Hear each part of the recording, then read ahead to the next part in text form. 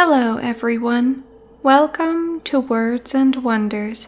Today I will be reading one of the many stories by H.P. Lovecraft, Nyarlathotep. Please like and subscribe if you like what I do here. Now, let's begin. Nyarlathotep, the Crawling Chaos. I am the last. I will tell the audient void. I do not recall distinctly when it began, but it was a month ago. The general tension was horrible. To a season of political and social upheaval was added a strange and brooding apprehension of hideous physical danger, a danger widespread and all-embracing. Such a danger as may be imagined only in the most terrible phantasms of the night. I recall that the people went about with pale and worried faces, and whispered warnings and prophecies which no one dared consciously repeat or acknowledge to himself that he had heard. A sense of monstrous guilt was upon the land, and out of the abysses between the stars swept chill currents that made men shiver in dark and lonely places. There was a demoniac alteration in the sequence of the seasons. The autumn heat lingered fearsomely, and everyone felt that the world and perhaps the universe had passed from the control of known gods or forces to that of gods or forces which were unknown. And it was then that Nyarlathotep came out of Egypt. Who he was none could tell, but he was of the old native blood and looked like a pharaoh. The Fellahin knelt when they saw him, yet could not say why. He said he had risen up out of the blackness of 27 centuries, and that he had heard messages from places not on this planet. Into the lands of civilization came Nyarlathotep, swarthy, slender, and sinister, always buying strange instruments of glass and metal, and combining them into instruments yet stranger. He spoke much of the sciences, of electricity and psychology, and gave exhibitions of power which sent his spectators away speechless, yet which swelled his fame to exceeding magnitude. Men advised one another to see Nyarlathotep, and shuddered, and where Nyarlathotep went, rest vanished, for the small hours were rent with the screams of nightmare. Never before had the screams of nightmare been such a public problem. Now the wise men almost wished they could forbid sleep in the small hours, that the shrieks of cities might less horribly disturb the pale, pitying moon, as it glimmered on green waters gliding under bridges, and old steeples crumbling against a sickly sky. I remember when Nyarlathotep came to my city, the great, the old, the terrible city of unnumbered crimes. My friend had told me of him, and of the impelling fascination and allurement of his revelations, and I burned with eagerness to explore his uttermost mysteries.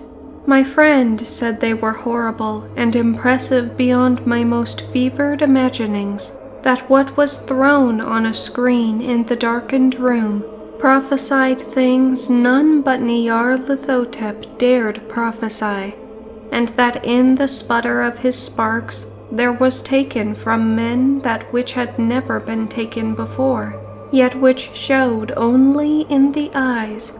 And I heard it hinted abroad that those who knew Nyarlathotep looked on sights which others saw not. It was in the hot autumn that I went through the night with the restless crowds to see Nyarlathotep, through the stifling night and up the endless stairs into the choking room. And shadowed on a screen, I saw hooded forms amidst ruins, and yellow evil faces peering from behind fallen monuments. And I saw the world battling against blackness, against the waves of destruction from ultimate space whirling, churning, struggling around the dimming, cooling sun. Then the sparks played amazingly around the heads of the spectators, and hair stood up on end, whilst shadows more grotesque than I can tell came out and squatted on the heads. And when I, who was colder and more scientific than the rest, mumbled and trembled protest about imposture and static electricity, Nyarlathotep drave us all out, down the dizzy stairs into the damp, hot, deserted midnight streets.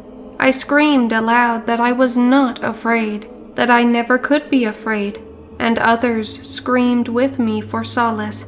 We swear to one another that the city was exactly the same, and still alive, and when the electric lights began to fade, we cursed the company over and over again, and laughed at the queer faces we made. I believe we felt something coming down from the greenish moon, for when we began to depend on its light, we drifted into curious, involuntary formations, and seemed to know our destinations, though we dared not think of them. Once we looked at the pavement and found the blocks loose and displaced by grass, with scarce a line of rusted metal to show where the tramways had run. And again we saw a tram car, lone, windowless, dilapidated, and almost on its side. When we gazed around the horizon, we could not find the third tower by the river, and noticed that the silhouette of the second tower was ragged at the top. Then we split up into narrow columns, each of which seemed drawn in a different direction. One disappeared into a narrow alley to the left, leaving only the echo of a shocking moan. Another filed down a weed-choked subway entrance, howling with a laughter that was mad. My own column was sucked toward the open country, and presently felt a chill which was not of the hot autumn. For as we stalked out on the dark moor, we beheld around us the hellish moon glitter of evil snows, trackless, inexplicable snows, swept asunder in one direction only, where lay a gulf all the blacker for its glittering walls. The column seemed very thin indeed as it plodded dreamily into the gulf.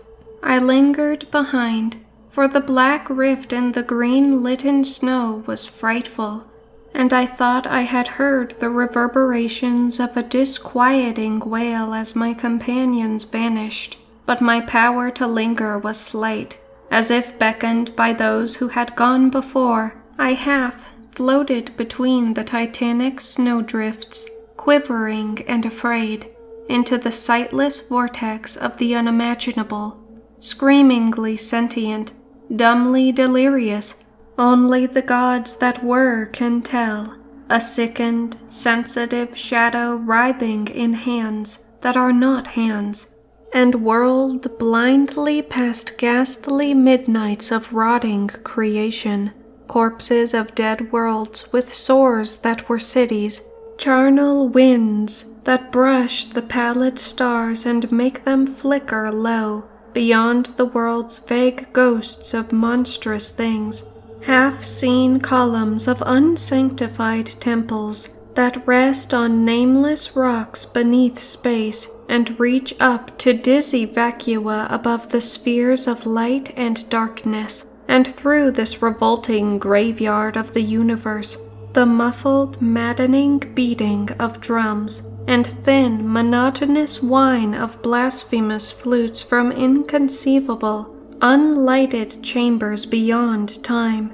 the detestable pounding and piping, whereunto dance slowly, awkwardly, and absurdly the gigantic, tenebrous, ultimate gods, the blind, voiceless, mindless gargoyles whose soul is Nyarlathotep. Thank you guys for watching, and if you would like to hear more stories like this, feel free to like, subscribe, and comment down below. Bye bye.